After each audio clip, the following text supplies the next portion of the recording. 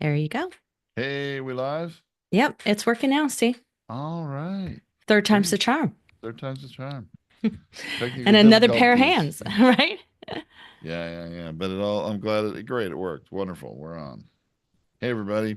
Welcome to October. Is October it the really 2nd. October? It is October. Crazy. Okay, well, the fall is a time where a lot of people start new podcasts. So, It whether is. you're starting another one for yourself or you're starting a brand new one, finally getting it going because you're headed into the fourth quarter, it could be any of those things. So, let's get started with our podcast episode and we'll talk some more about starting a new show and what listeners really want. All right. So, we're all set. We don't have to do anything, right? We're live. We just need to get started, right? Hold on. Let me Yeah, get we're waiting for you, Tom, because you're waiting on me. distracted. No, they got, we're not. I'm with you, and I'm excited for this. Here we go. All right, boom. There Hey everyone, it is. welcome to Feed Your Brand. I'm Tracy Hazard, and along with my co host Tom Hazard, we're going to talk about what listeners are looking for in a new podcast show. And in the fall of every year, we find a lot of people starting up a second podcast. So if you've been successful with your podcast, now might be the time to start a new show. If you planned and had a New Year's resolution to get a show started, now is definitely the time. So, while we are really working on thinking about this new podcast show, sometimes it's also really good to think about your existing show and if it's still really competitive against other shows. So, this is a really good time for you to kind of evaluate the whole thing at this moment in time. So true, Tracy. I'm seeing this across the board with most shows. Not all. There are always some variables that you have to realize may happen. But as long as your show is consistent and you're publishing episodes every week, then this time of year, you're usually going to see a bump in listenership. But the other thing is, boy, have we learned about how much new listeners are looking for additional shows. Isn't that exciting? And this is the time of year they're doing it a lot more. Yeah, absolutely. There are so many listeners out there that are just really going to looking for new shows all the time. Like, I mean, it is a really common occurrence. There's 85% of active listeners, and the last number I have is 135 million monthly listeners. That's a ton of In listeners. in the United States Yeah, only. that's just the US, right? So 135 million monthly listeners, 85% of them are actively looking for a new show at any given time. And I That's was really struck by the number of shows they're watching every week regularly. That number has been going higher also. It's now average of 8.5 shows. Yeah, it's way up there. So, and 17% of those 135 million listeners are looking for a new show all the time. That's what they say. They're constantly looking for something new. They want to be up on the latest. They want to catch it, catch what's new. They're looking for what's trending. So this is really important for us to remember that there are new listeners out there who may not have found our show yet if we have an existing show. And if we're starting a new one, there's a whole bunch of them ready to jump from the show they've been listening to for a long time to your show. It's so true. And so where you can imagine raising awareness of your show and your existing show is really critical. People are looking. Why aren't they finding you? Absolutely. So, Tom, today we thought we'd talk about what listeners are looking for in a new podcast show, really thinking about that from the listener perspective. Because too often, and we hear it all the time, in fact, kind of we talk about it all the time. I hear you say it again and again. It's so great if you would broadcast your message out to the world, if you would broadcast your message, if you get your message out. But when we think about that, we're not thinking about listeners clicking through and listening to our show. And so we want to flip that conversation right now and get out of your view of why you're podcasting and into their view of why they're listening and what they're looking for. And what they're responding to, right? What kind of messages are they responding to? And it is really a critical thing. I know we mentioned in the context of I think last week's episode or the episode before that of this show, but most of you podcast hosts, those of you that are recording your content like we are right now to share it with your audience, are not podcast listeners, right? No. I think this was a huge advantage for us, Tom, that I was a podcast listener when we started our very first show. And I have found it again and again that those who don't listen to podcasts have a rougher start than those that do listen to podcasts. I agree. I think because you don't have a frame of reference, you don't have context, right? Right. And so here's where the one thing that I find podcasters don't do when they start a new show, whether they are starting their second show or starting their first show, very few of them do any research. They don't check out the listening app to find what's out there already. They do no study to find out. So when we started our first podcast, WTFFF, and that was, what year was that? 2014? Oh my gosh, it's so long ago now. 2014 or 2015, I don't know, somewhere You in know, there. on a funny aside, I just removed our LinkedIn page today. I was like, I don't think we really need a showcase page for WTFFF anymore. And so I removed it for the first time in, a decade. So, but a decade ago, we looked at the podcasts that were out there and we said, hey, what else is out there? And how can we present something that is interesting, viable, would make them switch from the show they're listening to our show, or would be a compliment and add to the shows that are out there in the mix and bring something new and different. That's how we looked at it. We looked at it as how can we have a competitive advantage, but also how can we create an opportunity in the marketplace? Where's that opportunity gap for our show, for what we want our show to be like? And so when we looked at that, there was really only half a dozen shows. There really weren't that many. And so that was really easy for us to take a look at that. There were very few interview shows. I think there was only one. There was mostly short news type shows. Or super, super geeky in the tech industry, kind of more focused on like where investments were going and not, and what was like blowing up in terms of different tech, and nothing focused on people who were using the 3D printers. And so we said, okay, that's our niche because we're users. We know how to use the machines, right? We know what we're doing over there. So we could bring a lot of viable, interesting information there.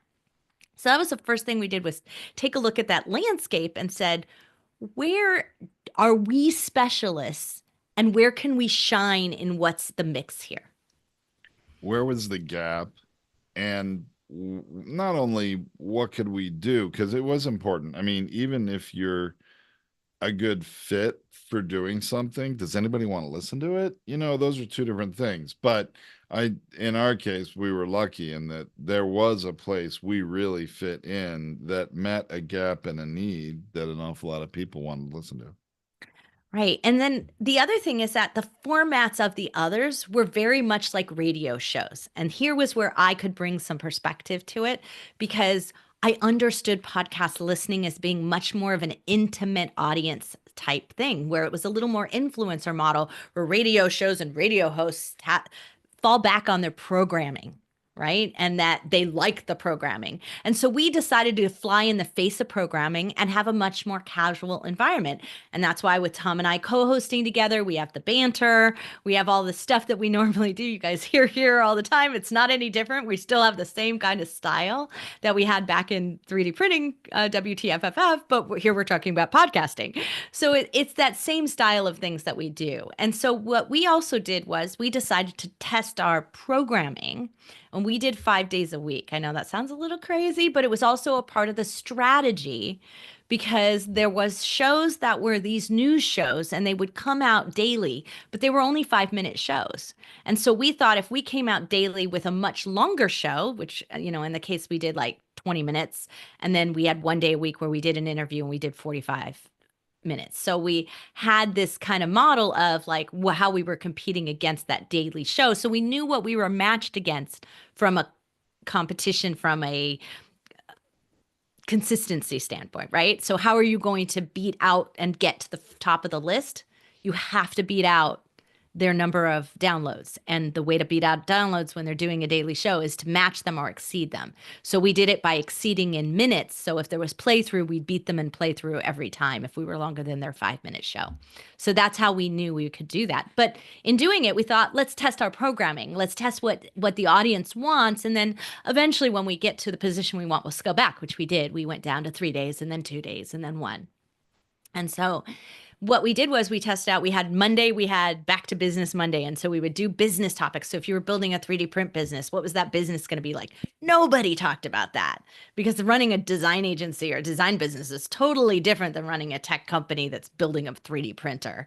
And then we would do Tuesdays were Tech Tuesdays. And Tom, that was your game. You loved those days.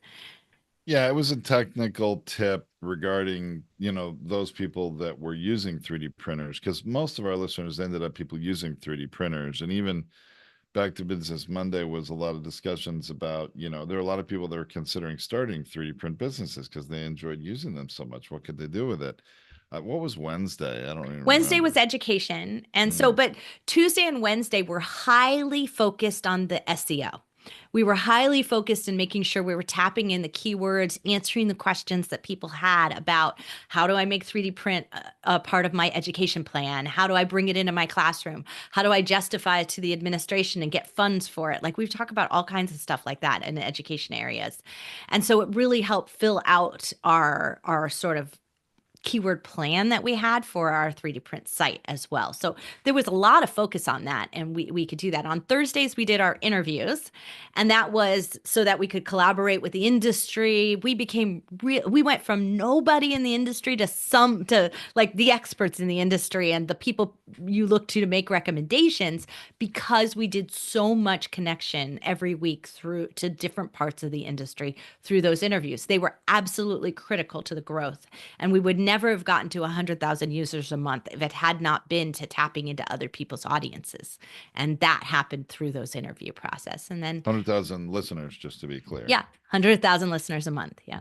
And so on Fridays, we did a project. We would talk about something we were running. We very often got people to go to our YouTube and see a video of what we were running on our machine over the weekend. It usually was the previous weekend, but and then we would share design tips, and no one talked about the design side of 3D printing, so it really worked well. So thinking about that, it's like you don't have to be all those things, but look, we came up with 5 different areas we could play, and one that was very common, which was to do interviews. It just didn't happen to be that 3D print interview happened a lot in that industry segment. So us doing that was a power play.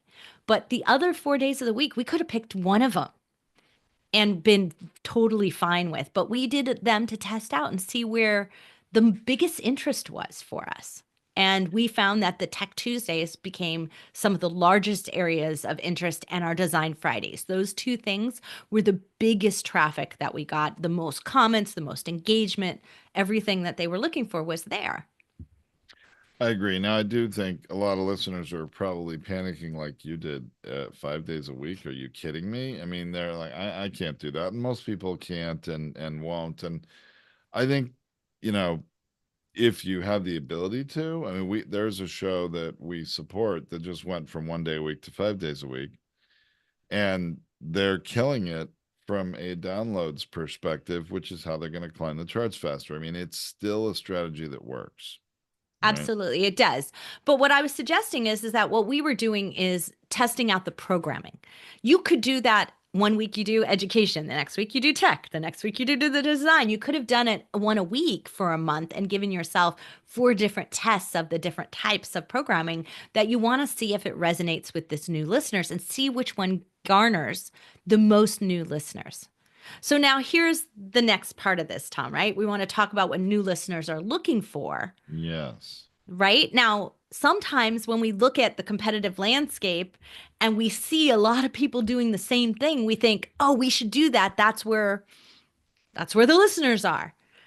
But listeners who are looking to jump ship are looking for something different. So playing with your programming, playing with that could be real help to being a contrast to what's available in the marketplace. And I think it really helps to understand what motivates people to listen, right? And this article, Tracy, that you were referencing does help give some insights into that through some Well, so we research, didn't say right? that yet. Oh, So we didn't? there's I a thought we no, did. we didn't mention it at all yet. So there's an article by the media researcher Nit, and it was featured in Inside Radio magazine, and it was talk about podcast listeners are hunting for new shows, and here's what appeals to them. Now, I didn't think some of their options were that good. That was my personal opinion, but I thought the stats were really great. The So stats we'll are great. And this is very recent. As we're recording this is a very recent article. So this is current information. Right. And so, but I think that some of the stuff that they do list on the chart is pretty good. So, how important are the following brand messages in a podcast promo important to you is an indicator of what works on a show. I agree. I was going to say the same thing. I'm Yeah. glad you see It's this the like way I do. a Yeah. promo doesn't make sense, but they're talking about promoting the podcast itself so that they'll go and listen to it. That's really what they're talking about in this article, but they want something thought-provoking that makes you think and challenges you. 45% of the people who surveyed said that. So, if you have a thought provoking show that challenges conventional wisdom, which is something that we try to do here on Feed Your Brand all the time, right?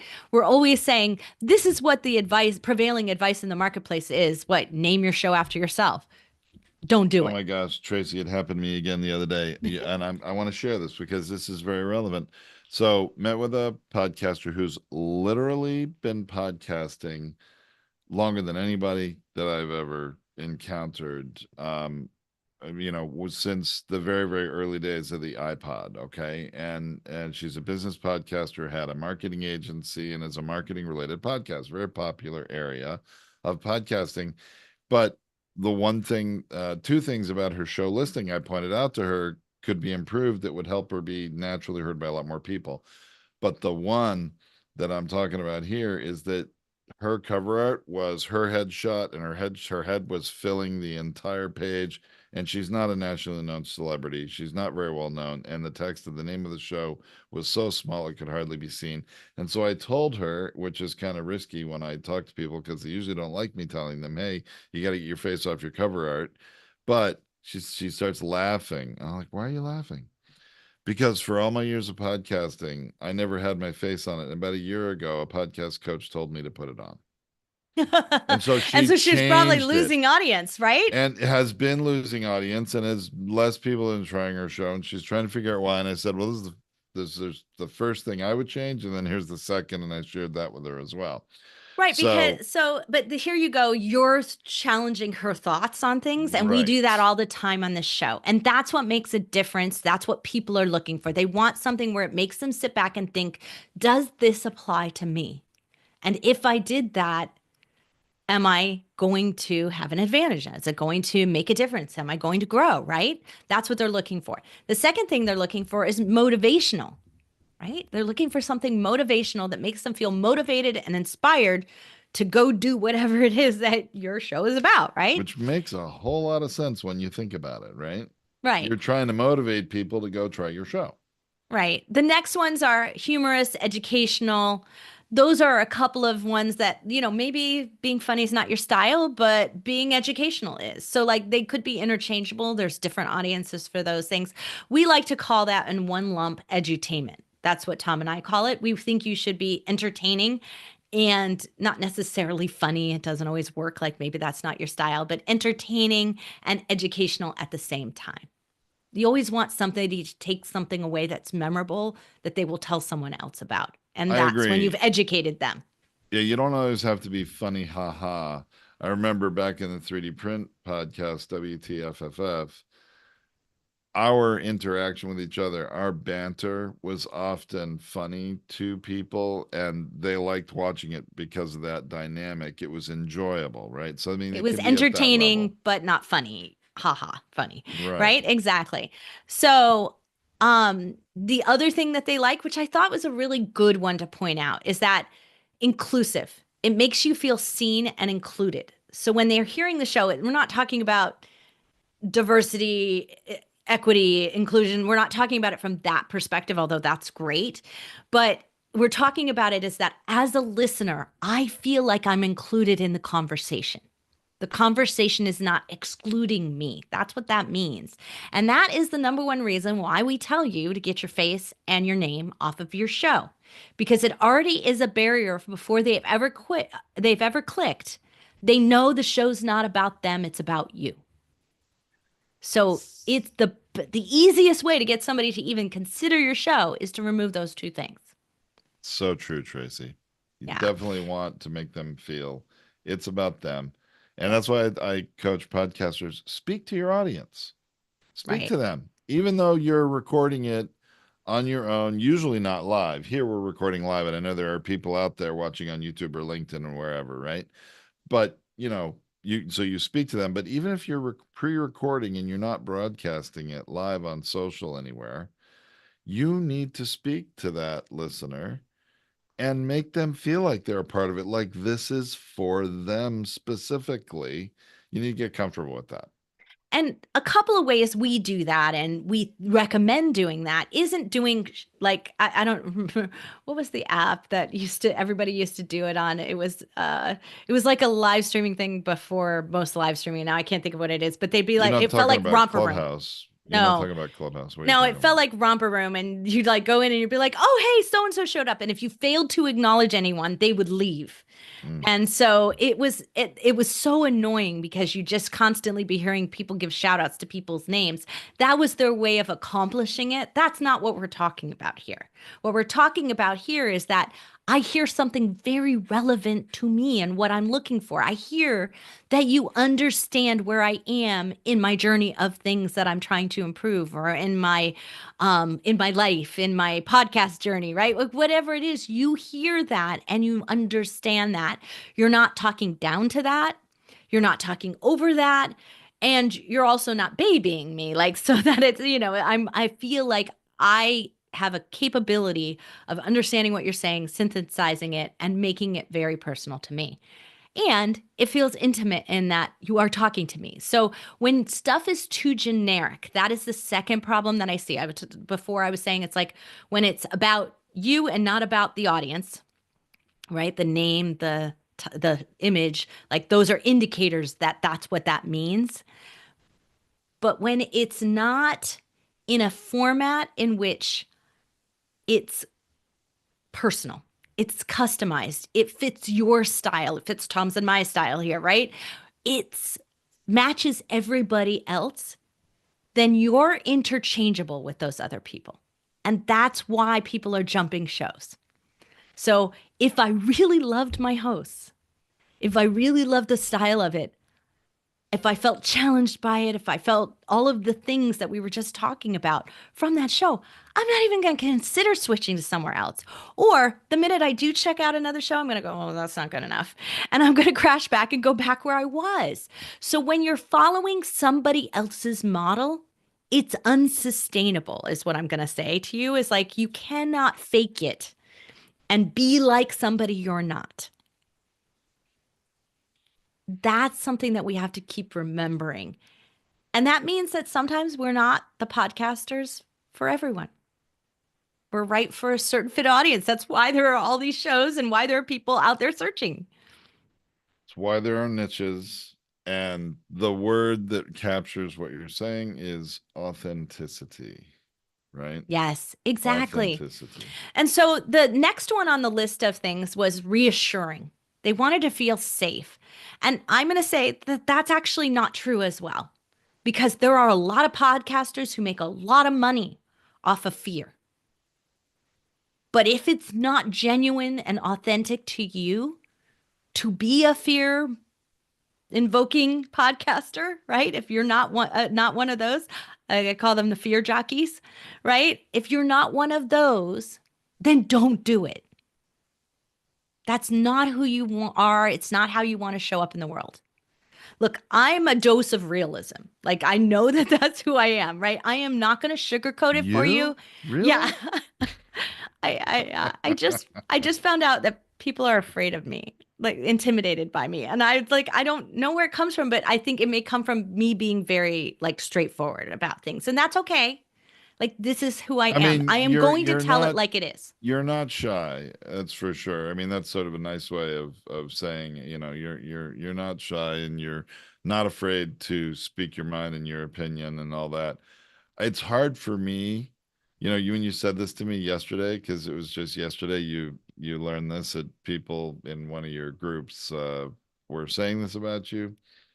I realized, boy, I'm not a good judge. I'm not someone to be able to either agree or disagree or to provide you a lot of guidance or support on it. Why? Because I'm married to you. We've been married for an awful long time.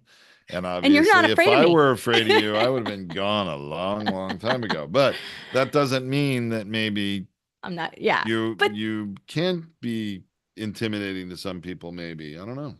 But maybe that's a good thing. Maybe that's why my shows work, right? Maybe that's why it works for us, is because I am a dose of reality without being a fear, invoking fear or lying. And there are a lot of them out there lying to sell their programs. And that is not something that I want and want a part of in any way, shape, or form. So I want you to walk away if this isn't right for you, right? I want you to think carefully about that. That's the challenge that I propose out there. And sometimes it is a little in your face about it. And it is not this coddling, warm and fuzzy. I don't do that because I don't think you'll be successful if I do that, because I can't record for you. Right? There's only so much we can do. And at some point, you have to be able to stand on your own 2 feet and do it. And so I think that sometimes that little bit of harsh love is the way to go. But it is still coming from a place of love and not coming from a place of fear that you can't do this. I do believe you all can do this. Oh yeah, and I mean actually that's something I tell almost every new podcaster who, is a prospect and maybe they haven't pulled the trigger on saying, "Okay, I'm going to launch my podcast." They haven't gotten started yet. And I tell them, hey, I mean, everything else can be done for you if you want, if you don't have the time to spend. But the one thing I cannot do is record for you. And they usually chuckle a little bit, find that a little humorous, but there's truth in that. And When they I get want to to say recording, they that, find out the hard way, right? well, and I want to tell them up front because I don't want them thinking that these things record themselves. I mean, it is some work, even if you have people doing all the post production stuff where you got to do the preparation, you got to show up, you have to, schedule those interviews if you're interviewing people or decide on those topics if you're recording your own stuff, and you have to do it. You got to be self motivated to an extent. And, I'll always be there to try to help make sure any obstacles are removed that can be, but you've still got to actually record. Right. So the last thing I kind of want to drop on everyone here is this thought, this idea, and this is my challenge to you. And think about this. And if you're an existing podcaster and not starting a new show or whatever that is, this is your risk point. Your risk is your audience leaves for somebody new because you didn't think carefully about what they wanted and you didn't keep up with what they wanted. So I had a podcaster come on the Binge Factor. She's had hundreds and hundreds of episodes. I can't even remember right now. I think it's probably, oh, actually, my notes are right here because she's up over 1,100. Okay, that's somebody who's committed, been doing it a long time. Yeah, exactly. And you know my style, Tom. I'm a person who challenges people on air. Yes. Not in a nasty way, Not in a but said, "Hey, disrespectful way either. no, Right. I think it's time for a change, and maybe this might be something that you consider doing." And I made a suggestion to her making some tries, some trial adjustments to the show to test it out. So she's got a really short show. Like it's like a 2-minute show. Yeah. And so I made the suggestion that she mix in a longer show, that she make a few changes to not scripting the show, which she does. Because today, like, I think she's about to be competing against someone who writes a 2-minute script is nothing. I could write a 2-minute script like that. And so a 2-minute script is nothing. And I could give it to the Google Gemini AI and have it translated in speech to text, in text to speech, and made into a podcast and do no work. So she's going to start competing against that. So my suggestion was is that she bring more of her real self to it. Well, ended the recording. She freaked out, sent me nasty emails for 2 days telling me Afterwards. to So edit it. you guys said goodbye. It was all good. And she went and thought about it after, right? Yep. And thought I was the nastiest, meanest person for criticizing her show. And she wanted me to edit it. And I Did, said no, because I don't edit my show. And I went back and I read the script and I listened to it. And I asked for her permission to coach her. And she beforehand, gave right? it. She gave it Beforehand. on air, Yeah. not before the episode was recorded. She gave it on air. And I asked for permission. But I decided not to air it. So it's never going to air. It will never make the light of day because I think her show is dead. It's on its way, it's on decline. Somebody is going to do just what I said and make and outdo her because they could do 5 a day instead of 1 a day or 1 a week or whatever it is that she was doing. I think she was doing 5 a week. And Well, so if it they're will be two gone. minutes long, I mean, she's still putting less effort into it than most of us that do a single episode every week. That's a normal length, right? Right. And so with today's I think she's done and she doesn't even know it yet. And then by refusing to be authentic and bring out that, she has no appeal to the new audiences. And that's trouble. I think it's unfortunate that episode's not going to see the light of day because I think it would provide value to Well, the I mean, look, audience. I don't know how you can do it. I mean, you're being a nice person by I'm being saying nice about it. you're Yeah. not going to do it. You have every right to, I do have every but right to because she signed away her rights when she signed on for it. But I'm not going to do it because I don't want to bash anyone in the industry, especially somebody who's done 1,100 episodes. Right. But I really foresee, and my prediction is her show will be gone within a year. And so that's what's going to happen if we're not considering not only the listeners out there, and that's what we pointed. We want you to think about it from the listener's perspective. And what do the yes, listeners want? They want authenticity, they want reassurance, they want these things that you must keep providing they it. want to be motivated. They They want you to make them think. And boy, Tracy, one thing that I want to just put a little context on for our listeners is these 6 things that you were sharing about, the messages that podcasters are responding to, which I agree podcast with you. listeners are responding to. Sorry, I said that wrong. Yes, you're correct. Podcast listeners are responding to, and which really I agree with you equates to what they're looking for, all right, and wanting to listen to. When you look at all 6 of these, and you gave them sort of in the order of most important, or the one that was stated by the most of them, and then each one was a little less. But it strikes me that there's not a huge spread, meaning all 6 of those things range from 45% to 30%, and most of them are in the mid 30s in terms of people that responded. So it's not like thought provoking was like 90% and reassuring was like 10%. No, all of these motivational factors are pretty significant motivating factors, and are, I think, all worth considering. And that's what I said What's is going to like, be a best fit for you, right? right. And so when you incorporate them all into the programming style of your show, your style of how you do things, and it becomes an authentic part of you and the show, it has a longer term resonance to it. That's when your show has a longer life. But the second part of it, the part that she's not thinking about, right? That podcaster I was talking about, is that competitiveness we talked about.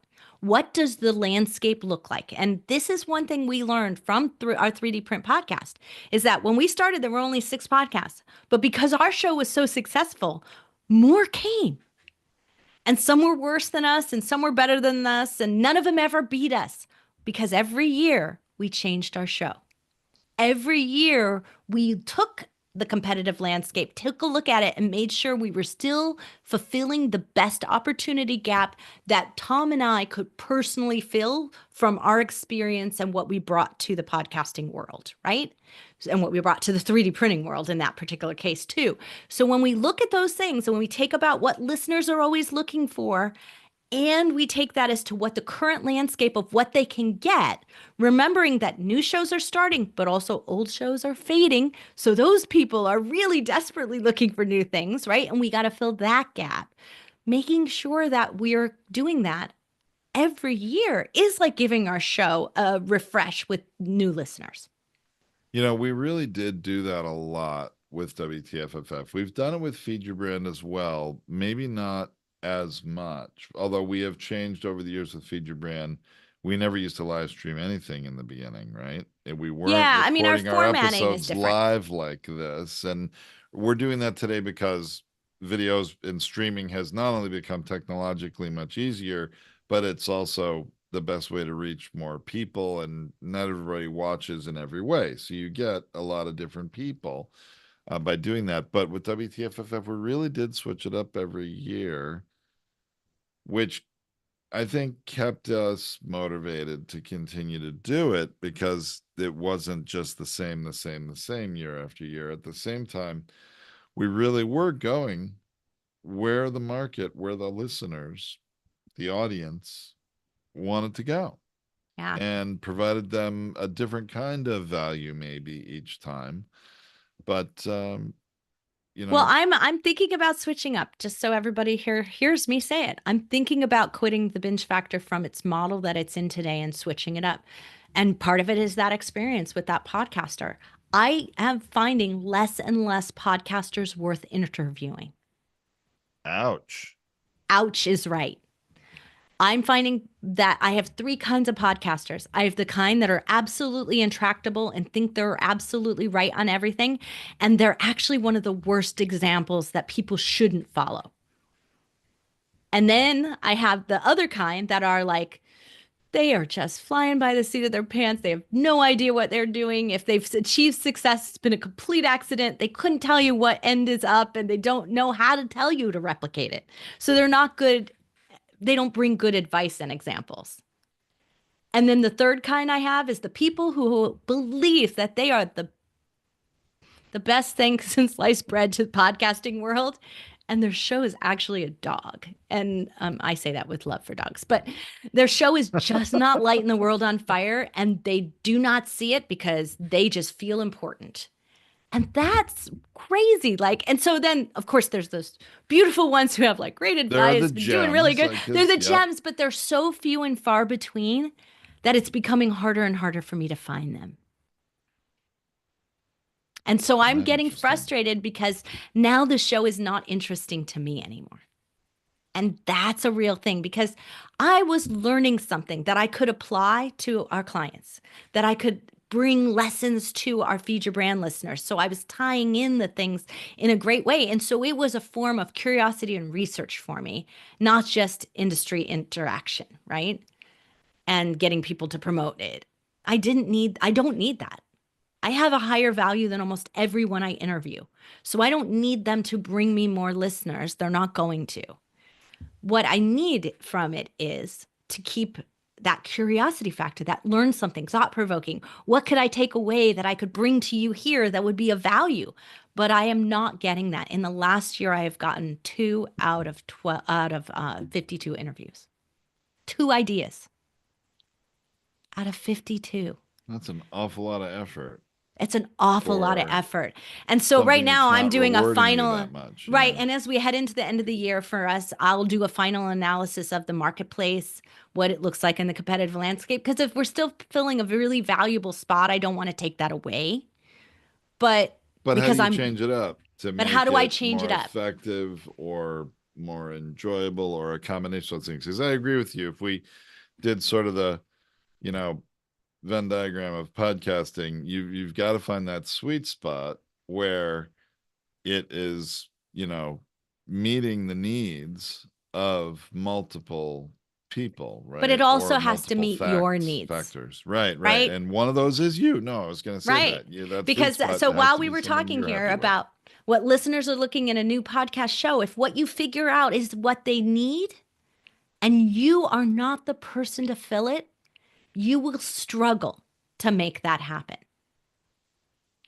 And that's the point that I want to make. It will be more and more difficult. This is how pod fade happens. This is how you just stop doing it. You're just not as excited about it. You're just not publishing as often. And the next thing you know, you've quit your show. That's where I am with the binge factor right now. And it is a really, really tough place because I know I'm still filling a market gap. I'm pretty sure I'm still filling a market gap right now. I think you are too. And I mean, just for you and for our business, when you think about it, the binge factor is sort of a marquee kind of a material is a bad way to say it. But it's something that is impressive to prospective customers of us at Yeah. Podetize. So very Well, that's what I interesting call them. though. I call our shows, our two shows here, they're very different, but they're the flagship shows because if we aren't successful with them, then how can we expect you to be successful running a business doing shows, right? So, anyway, these are just the things that we're thinking about. As always, I'm thinking on the air with you and sharing it because I want to be challenging both to myself and to you about how we think about things and how we look about things and is it still working? Because the one thing that Tom and I are all about is that if we're giving advice here, that stops working, you must find out about it. You must know when it stops working. But we won't give you advice here that we know isn't working consistently and constantly already because we don't want to do that. Or we'll be straightforward and tell you, we heard this, but we have no idea if it's going to work, right? So we want to be straightforward about what's working today and what we think is going to still work tomorrow. That's why we're practicing what we preach and keep doing this because we get surprised. Things change. It's not the same as it was 10 years ago, right? That's right. That's right. So, anyway, that's it for what we've got for today's show, what listeners are looking for. We're going to actually talk about listeners next week too, right? So, we're really excited about what next week is coming up as well because we've got just a sort of different take on this from a different perspective and we're really going where those listeners are going to get podcast recommendations for new shows. A little bit different, but still focused on the listener side. And so we're doing a little bit more of that this month. All right. Well, hey, remember everyone, you can go get the link to the article Tracy and I referenced and anything else we have talked about today on the blog post for this episode, which you'll find at podcastersunited.org. That's the home for Feed Your Brand. So check that out. And we'll be back next time for that next episode about listeners. Where do they get podcast recommendations? That'll be fun. I look forward to it. We'll see you then.